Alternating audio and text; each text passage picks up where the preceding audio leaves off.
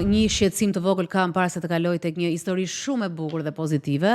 Kam një shqetësim të vogël dhe ndoshta Okela e cila po na pret në video call nga Greqia dhe është me video sepse është histori e bukur. Nuk e fsheh admirimin e saj për vjerën, po një pyetje kam, pse kanë dëshirë ta dëmtojnë jetën e tyre këta njerëz kështu, këto gra? Qoftë edhe nga ana e nuseve, pse kanë dëshirë që ta lodhin kokën kur jeta është kaq e thjeshtë, unë e di që tash po bëhem pak patetike, por janë shumë gjëra më të thjeshta, ka gjëra më të rëndësishme për tu marr. Pra të krijojnë, pse nuk luftojnë për paqen? Çka kënaqësi e marrin nga gjithë kjo luftë? Okela, ti ndërkohë je bekuar me një vjerë të mrekullueshme. Faleminderit për fjalët mira, është kënaqësi t'i dëgjoj nga ana juaj. Po, është kënaqësi sepse historia jote dhe ti ke shkruar vetë që është një histori ku nëna Vjera, mamaja është minoritare greke. Po, Vjera ime është minoritare. Po, minoritare me komsi greke nga ana e mamas së saj dhe jam e lumtur për të Vjerën që kam, ose do ta quaja nënën e shtëpisë. Shiko, mua më bëri përshtypje, në historinë tënde më bëri përshtypje diçka. Vjera jote është e madhe në moshë, po e them shkurt këtë, të trajton ty si vajzë, ka dhe vajza, të trajton dhe ty si vajzën e vet. Pra ajo çfarë më bëri përshtypje është që ajo ka pasur fëmijëri të vështirë, është rritur me njerëk, ka pasur një njerëk negative? Po, është historia e jetës së saj. Po. Por kjo e bëri ato në fillim një vajzë të vogël fort, pastaj një grua që krijoi familjen e saj dhe solli me 5 fëmijë. Dhe kjo e forcoi më shumë nënën dhe i dha asaj një shpirt të butë. Shikoj si e ka marrë të kundërtën, po. E ka pasur që në fillimet e saj erdhi në jetë dhe më vonë sepse reflektohet në portretin e saj, në fytyrën e saj, në gjithë shka që ajo thot. Unë kam një pyetje, kur e kuptove ti që kishe një super vjerë? Që ka qenë një gjë që ka bërë në fillim një sjellje, diçka që ke thënë, shenja shumë e mirë. Kam kuptuar para 3 vjetëve për vjerën time, kur kemi qenë në Salmon me pushime një qytet e vogël Afrikës, dhe nëna më ka thënë mua, tekstualisht do janë fjalët e vërtetë që kanë dalë nga goja e saj, që ti je njësoj si vajzat e mia. Kuptoj. Dhe ti bile se ke cituar që është 2023 që ta ka thënë. Në 2022-shin, sësisht në gusht të vitit 2022. Sa më ishim kur më ka thënë të, mua më ka ngrohur kjo fjalë, sepse unë isha në një vend të huaj, dhe aty kam kuptuar që nuk isha vetëm. Pavarësisht se jetoj me partnerin tim me të cilin kam një marrëdhënie të konsoliduar, që kam investuar për vite të tëra, marrëdhënie, aty unë ndjeva me të vërtet e plotësuar, e kuptova që nuk isha vetëm. Kam një pyetje, duke qenë bashorti juaj është djali vetëm apo ka dhe vëllezër të tjerë? Ka dhe një vlla më të vogël se vetja, e të cilin dua ta theksoj që ka 3 motra. Okej, nëna si ka trajtuar femrat në raport me meshkujt? Ajo thot që të gjithë fëmijët i kam njësoj siç janë gishtatorës. Dhe i do të gjithë njësoj dhe i trajton njësoj dhe thot gjithmonë që kur jam në shtëpi, mendja ime shkon te të gjithë juve. Po bashkëshorti çfarë natyre ka? Bashkëshorti im ka një natyrë shumë të tepër të qetë, është i tepër i sjellshëm në marrëdhënien familjare me mua, më dëgjon, më suporton dhe ka qenë mbështetja ime më e madhe në tërë këto vite. Kuptoj, si është puna edhe mënyrës së edukimit, edhe mirësisë së njeriut, po edhe mënyra e edukimit që ka trajtuar njësoj. Sepse ai si është, domethënë, nusja. Po. Pse po ta jetë pjesa e vjerës, po të jetë ajo tendenca për të bërë gjërat në formën e më përparshme, siç që dëgjuam në historitë të mëhershme, do ta bëj me çdo person që të jetë. Nuk varet nga karakteristikat personale që ka. Nëse është e nënshtruar, nëse është e heshtur, nëse është e kundërta e këtyre, do veproj njësoj. Pra, po të shikojmë këtu kemi një karakteristikë komplet tjetër, një qasje komplet tjetër kundrejt personit të ri që futet në familje, ta mirëpres, ta doj, t'ja shpreh këtë gjë, edhe të vazhdoj më qetë pjesën e marrëdhënies në vijim në familjen e saj dhe me t'i lë mundësinë të ata jetoj qetë marrëdhënien me bashortin. Kështu që është le të themi një gjë e cila nuk varet se si ti je si person. Mendoj. Patjetër nëse kemi një nuse tendencioze që dëshiron t'i bëj gjërat ajo të kundërtën, por në këtë situatë shikohet që është vetë personi që kërkon të ketë marrëdhënie të mira me ju. Okela, në takimet e para, si ka qenë nëna?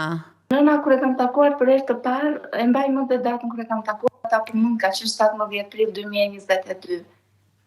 Nëna mu afrua dhe unë mu afrova dhe fjale parë që vetë mua doli nga zë, kam thënë që ti nuk do quhesh asnjëherë vjera ime, po ti do quhesh nëna jonë, e madhe, nëna e madhe. Ajo mu afruante me mua, rinim bashkë, kaluam ditë të bukura, celebruam festuam Pashkët. Më pëlqente shumë si natyrë, e shikoja një grua të dashur, që më mësonte, më ka dhënë shumë këshilla të vyera.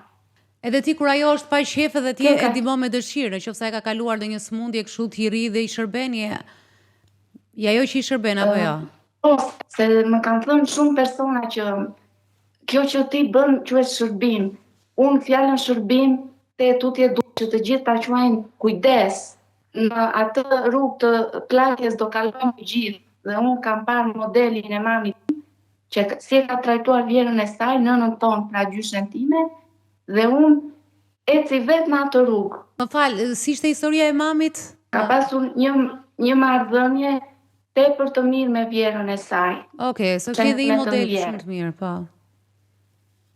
Dhe mami më ka thënë vetëm diçka mua, kur kam filluar që të krijoj ura komunikimi me vjerën time aktuale, që asnjëherë në jetën time më ka thënë nuk duhet ta lejosh inatin dhe zëmërimin që të dalin mbi natyrën që ne të kemi mësuar dhe gjyshja jote të ka transmetuar në vite.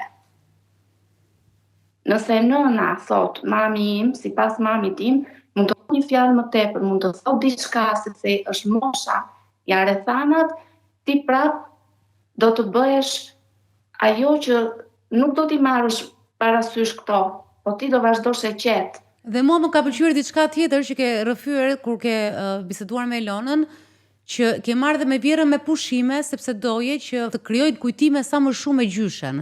Kur kemi vendosur që të iknim ne me pushime, kam pasur dëshirë që të jemi të gjithë si familje, sepse kjo tregon që ne duam njëri tjetrin dhe sado që të kemi pak kohë që njihem unë me ata, mendoj se është se ai trëndafili që ne do t'i hedhim ujë pak nga pak. Kjo ka qenë e gjitha. Më pëlqen edhe gjithë koncepti dhe kjo pjesa e përulësisë që ke ndaj familjes, që është shumë e bukur. Unë kam një pyetje me që jeton në Greqi, se në Greqi ka një kult femre, ja më shumë matriarkat si vend, domethënë, edhe pjesën e trashëgimisë që trashëgon femra, pra ka goxha rëndësi dhe figura femrore. Ka shumë histori vjerash, siç ato kemi dëgjuar deri tani këtu në programin tonë kemi dëgjuar shumë histori jo të mira me marrëdhënie me vjerat. Po në Greqi si është kjo nga vëzhgimet e tua? Si vendosen raportet? Deri më tani Dalina që unë jetoj në Greqi që bëj 4 vjet, 2 modele të mira nga femra shqiptare, kam parë një femër shqiptare këtu, e cila kishte 25 vjet që jetonte me vjerën. Vjera saj ishte mplakur, ishte bërë një plak e vogël dhe ajo përsëri e shoqëronte në spital dhe më ka thënë që kam kaluar kohë të bukura sepse më do dhe më trajton mirë. Kam parë dhe shqiptare të tjera, po dhe femra të vendit vetë nga Athina ku unë jetoj, që kanë një dashuri për maman e partnerit. E trajtojnë si shoqe, Dalina, dalin në kafe, shkojnë në kujdes shëndetësor. Ore po, qa hani ju atje? Qa hani që të ne jemi në adresën të sillim sakte me probleme vjerash? Ndodh që ndonjëherë ne mund të zbusim ato të mungesat e vjerave ose ato ftohtësitë që ato kanë me ne. Ndoshta një formë që po tregohet tani është që ne mund ta fillojmë ta hedhim hapin e parë të tregimit të dashurisë, dashamirësisë, kujdesit ndaj tyre, dhe ndoshta edhe kjo mund të jetë një mënyrë për t'i ulur pak ato tensionet. Patjetër unë e thash edhe pak më parë, dhe unë them që e thash 2 herë gjatë programit që është ajo pjesa e të qenit edhe i mençur, që të kuptosh se sa e vështirë është të ndryshosh atë dhe se çfarë mund të bësh ti për të mbajtur raportin. Për të përshtatur ti ndonjë. Dhe ka diçka që në çdo lloj raporti, në çdo lloj përpjekje për të rregulluar raportet është dhe një interes personal. Dhe është mirë ta mbash mirë me vjerën, sepse vjera mund të bëhet një ndihmë e jashtëzakonshme, madje edhe kur janë në shtëpi ose kur janë rrotull, se ndihmë e jashtëzakonshme me kalamajt. Kështu që nuk është keq ta mbash mirë me vjerën, si mund të mbaj kalamajt vjera, edhe të zihesh tërkohës me vjerën. Më kupton, dhe pastaj kalamajt e kanë gjyshe. Kam një pyetje të fundit. Në rast se vjera do të jepte një këshill dhe mami do të jepte një këshill tjetër, kë këshill do dëgjoje? Gjithmonë do dëgjoja këshillën e moshës së 8, siç kam bërë për herë në jetën time, se unë gjithmonë kur kam filluar të kuptoj shumë gjëra në jetë, kam anuar nga këshillat e gjyshes time të ndjerë. Jo se nuk e ka dashur dhe nuk e dua mami, po dhe në këtë rast këshillën e vjerës time ose nënës tonë do ta vlerësoja tepër. Sa vjeç është vjera tani? Dhe vlerësoj shumë. Vjera ime aktualisht është 86 vjeçe. Po mbahet kështu. Është e mbajtur, ka shumë arsye, logjikën, truri funksionon, gjithçka funksionon mjaft mirë për moshën që ajo ka. Bravo, edhe ajo shumë e fat. Edhe ti je me fat dhe fëmijët e tu që kanë atë gjyshe, por dhe ajo është me fat që dhe kur ti vi ajo ditë, u shpresoj sa më vonë, është e mbushur, ka marrë shumë dashuri. Nuk mori dashurinë në fëmijëri, se s'kishte nënën por e gjeti dashurinë, edhe kjo është edhe një shembull për ato njerëz që duhet dalin mbi fatkeqësitë e tyre dhe mos përsërisin ato gjëra siç ishte historia tjetër. Por ajo shikoi, krijoi jetën, atë që i mungonte në fëmijëri e krijoi dhe mori dashuri jo vetëm nga fëmijët, por mënyra se si flet ti për vjerën është e jashtëzakonshme. Edhe kështu që i ke bërë një dhuratë shumë të madhe, siç edhe ajo ta ka kthyer, padyshim. Shumë faleminderit Okela, të uroj gjithë të mira dhe të fala shumë. Shumë faleminderit. Nuk e di si thon greqisht të fala, po për këto gjëra të bukura që po bën për shqiptarët, për të gjithë njerëzit. Zoti ju bekoft, ju përqafojmë si familje nga Athina. Të faleminderit. Tani, folëm për vjera problematike. Folëm dhe për një nuse shumë të lumtur që e dashuron dhe shumë vjerën e vet. Po në këtë raportin nuse nuset janë gjithmonë viktima, sepse gjithmonë historia që nuset flasin për vjerat. Shumë rrallë shkruajnë vjerat për nuset. Duket sikur ndonjëherë shkojnë nuset me ato cognitive bias që themi ne, ose me ato mendimet fikse, parajgjykime që nuk do mirëpritem, nuk do duhem njësoj siç vjera mund të dojë vajzat apo të tjerët pjesëtar të familjes, dhe ne shkojmë idenë që do futemi në një familje. Dhe nëse shkojmë me këtë ide, atëherë presim që të kemi edhe aty dashurinë edhe gjithë ato çfarë mund të pritet në brenda një familje.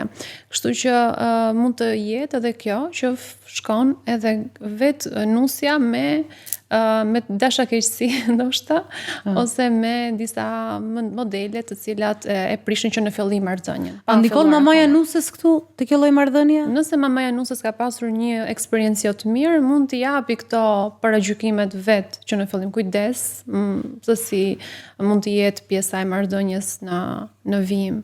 Pra e përgatit për një eksperiencë që mund të jetë komplet e ndryshme nga e nënës, edhe ajo përfundon duke e pasqyruar një realitet që nuk është në të vërtetë ashtu, dhe duke e jetuar. Mund të ketë vjera me që është si kjo sindroma e Stockholmit, që vjera me nuse që e shijojnë shumë të marrëdhënien, të ngacmimet e Po, mund të jetë dhe kjo, po për aq kohë sa nuk është, le të themi, e dhunshme në një farë mënyre për anën tonë emocionale dhe psikologjike, dhe të ndërhyjë më pas në marrëdhëniet që kemi me partnerin dhe fëmijët. Por për aq kohë sa mund të jetë edhe shijim në momente ngacmimesh, është okay, ndonjëherë është edhe lezetshme por kur bëhet pastaj kalon atë limitin e vet, patjetër që kthehet. Thjesht më kujtohen komedi që Anuse gjithmonë që kështu flasim me shpoti. Kam parë edhe unë në raste shumë të lezetshme në fakt komike, më thoya. Tamam komike prandaj po marrë për qeshur. Po që është një gjë e cila shumë e rrallë, edhe nuk duhet gjesh edhe tipet e përbashkëta që e bëjnë këtë lojë. Por në shumicën e rasteve nuk është kështu për fat keq. Megjithatë, për ta mbyllur të program, sa bukur do ishte të kishim Nuse dhe Vjera këtu, por Shqipëria po ndryshon avash.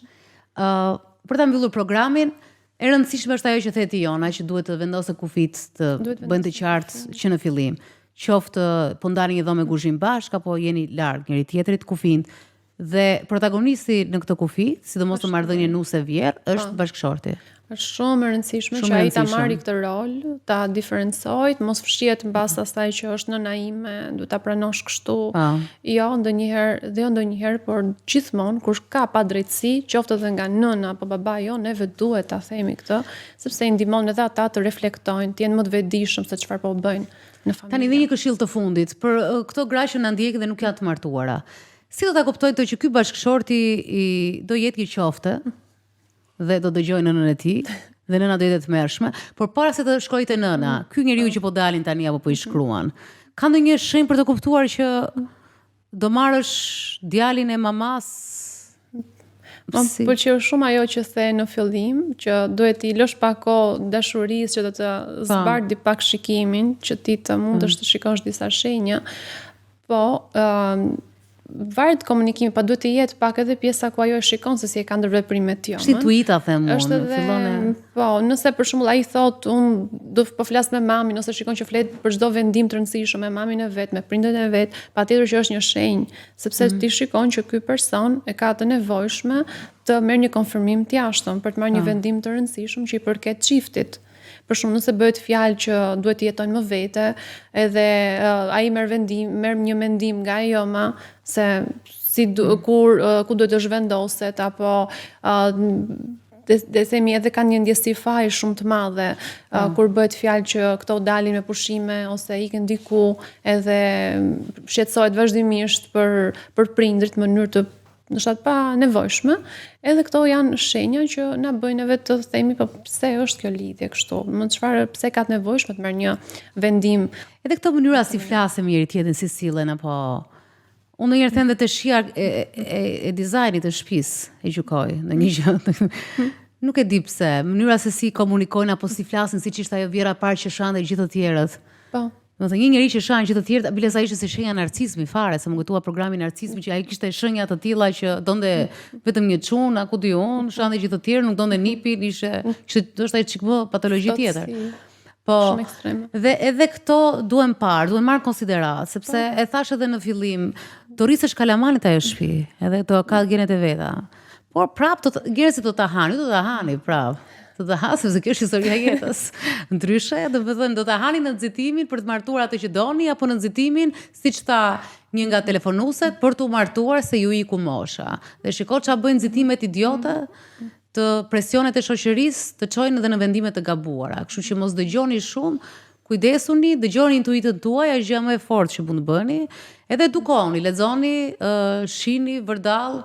Dhe më rëndësishme kërkoni më të mirën për veten tuaj se meritoni realisht të optimalen e asajt që mund të quhet optimale në një marrëdhënie ku siç e tham në fillim janë dy njerëz të barabartë dhe të dy kanë përgjegjësi për atë familje. Jo qoftja që dëgjon mamin edhe nuk flet dot edhe ti pastaj që kthehesh në shtrik. Kështu që për mos ta mbyllim me fjalën shtrik se nuk kam qejf të mbyll me gjëra.